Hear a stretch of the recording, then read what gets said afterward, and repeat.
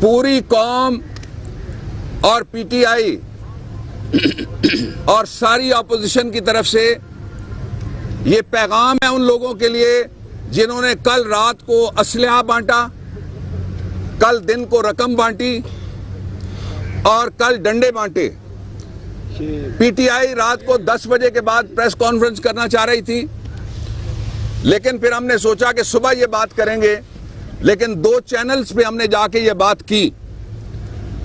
उनको हम ये भी बताना चाहते हैं कि ये आज़ाद अदलिया है, ये आज़ाद मीडिया है, ये आज़ाद दुनिया है।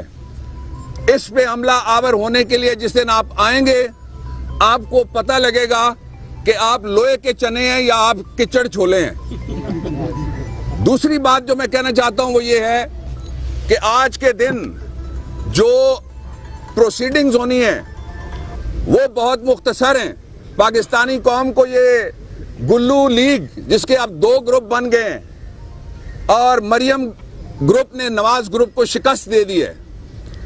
मरियम ग्रुप की तरफ से कल कैप्टन सफदर अवान साहब ने चार्ज लिया है और नवाज शरीफ के पुराने साथी वो सारे के सारे पीछे हटा दिए गए हैं। लेकिन इस तब्दीली के बावजूद जो कोई हमले के लिए आएगा उसको दांत खट्टे होने का मजा मिलेगा, इसके अलावा कुछ नहीं मिलेगा। प्रोसीडिंग 2 तरह की हैं।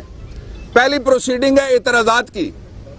सुप्रीम कोर्ट के अंदर कानून की जुबान में बोलने लगा हूं, पीटीआई, इमरान खान और बाबर रवान की जुबान नहीं। कानून की जुबान में बायकॉट का कोई लफ्ज नहीं है सुप्रीम कोर्ट में।